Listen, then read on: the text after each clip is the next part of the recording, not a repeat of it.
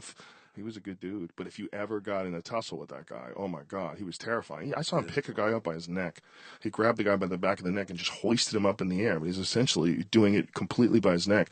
These prom shows, kids would come in and they would get so fucked up. Oh, yeah. They were so fucked up. Do you remember Al Lubell? Yeah.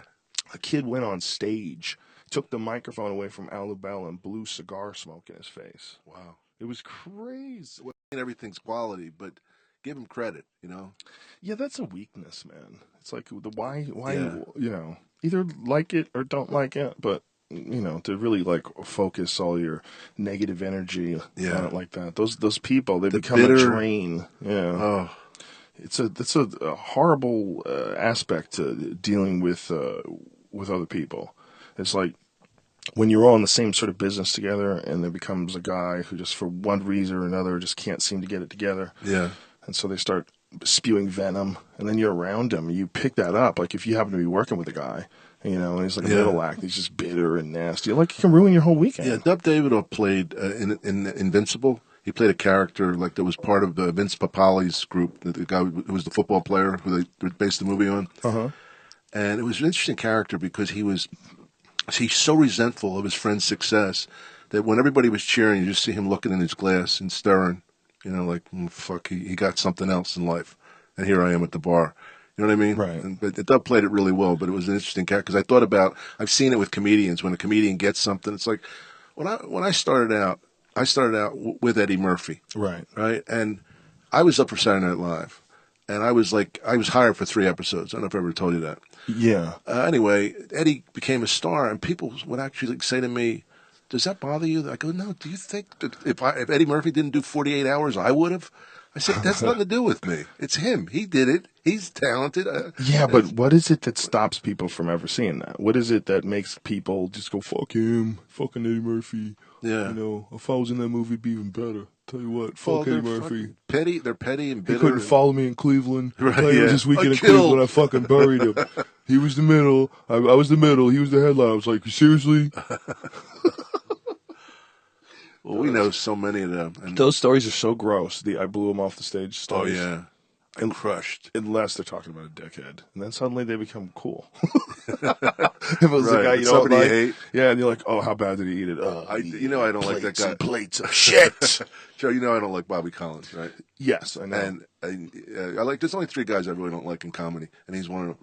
And I do this benefit. It's called Rags to Riches in Vegas. It's all these rich Jews and Italian garment guys. Fucking hilarious crowd. They're all, like they all think they're funny. They're fucking.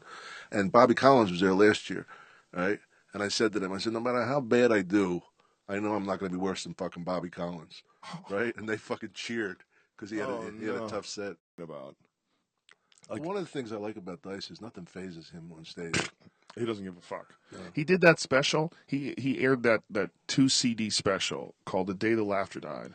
And he essentially went up at Dangerfields in New York, unannounced. No one knew he was going there. And if you've ever been to Dangerfields, when I was a kid, when I first came to New York, I fell in love with Dangerfields. That was my spot in New York City. It was an old-time nightclub. It was an old-time nightclub. It was off the beaten track. They gave you half an hour. The crowds were very small, except like weekends and like sometimes like prom shows were like packed there.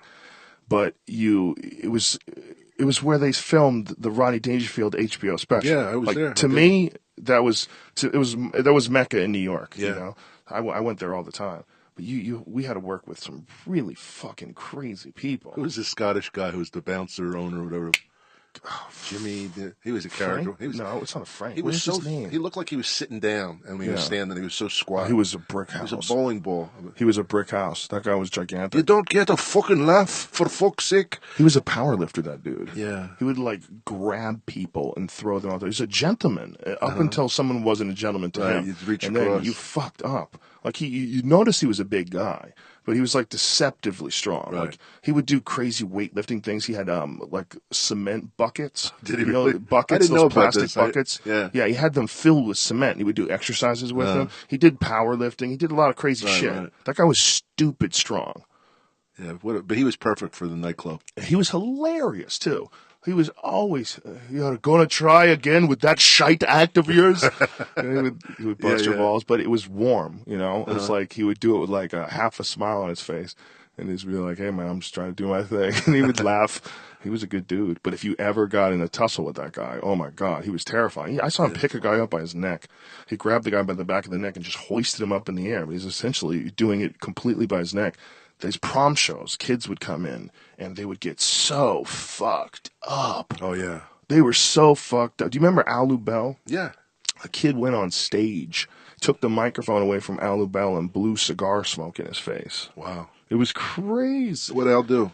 He didn't know what to do. He didn't want to get in a physical confrontation with him. I mean, Al was a lawyer, remember? Yeah, yeah. So he backed away, and, you know, I don't remember I don't remember how it was resolved, because this was... Jesus, this was like 1991 or something like that, 92. Anybody ever come on stage with you? No. You know, it wasn't his fault. It was just the kid was like really fucked up. The kid was really big too. He was a big like football player looking kid. He was just really bold. And you know, they were all trying to be superstars. This was like they were at Dangerfields, and it was clear that no one really had the run of the place. Right. It was almost impossible to corral the crowds. Oh yeah, they were really crazy. Yeah, that prom crowd is also so. It's it's like St. Patrick's Day. It's one day everybody gets fucked up and. They were tough. It was the craziest shows I ever worked in my life, without a doubt. Because, first of all, you would work from, like, the time it was dark out. From, like, 7 o'clock, you would do shows till 2 o'clock in the morning. You would get off stage at 2 in the morning. And people told me that, and I didn't believe them. But it was, like, good. It was good money. The last spot at the Improv used to be 3:45. Wow.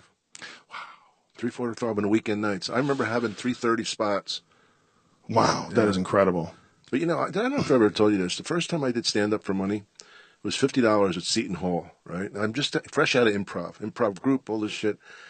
And I go up on stage, and a girl starts heckling me. She was fucking out of her mind. So I bring her up, thinking, improv, right? The worst thing I could have done.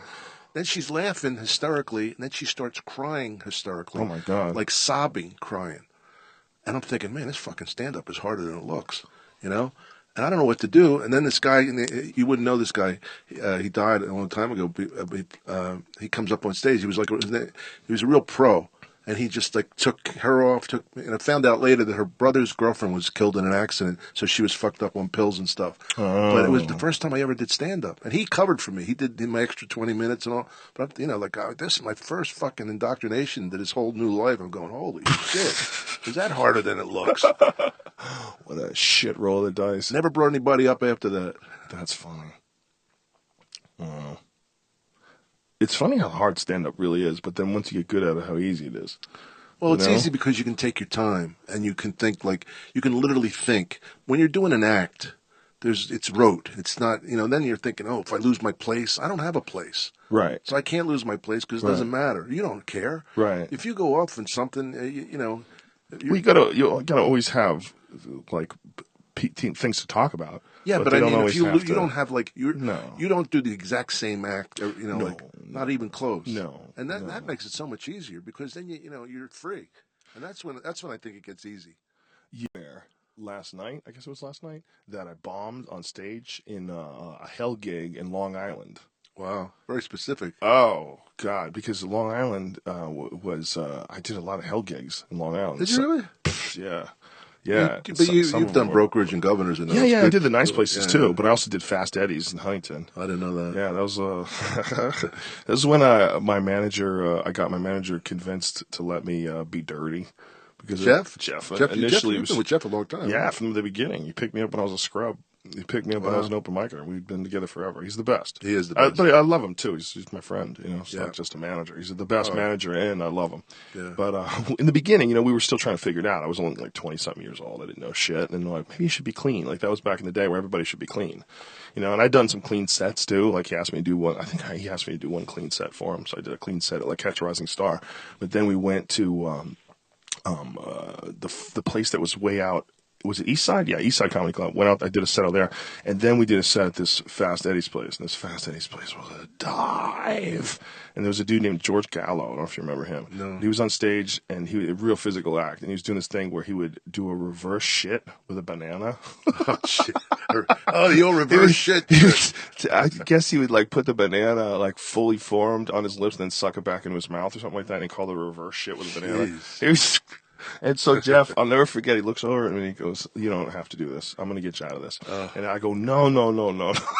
I told him, I go, "These are my people." I go, "Trust me, we're going to be fine here. I know how to make these people laugh." And so I went up and did my Hell gig material, because I did so many Hell gigs. That's when already. you started being dirty again? Well, it was the one he was convinced. He gave in watching that one set in this crazy nightclub. Like, it was the end of discussion whether or not I should be clean. He goes, "Okay, we just got to concentrate on just go all dirty."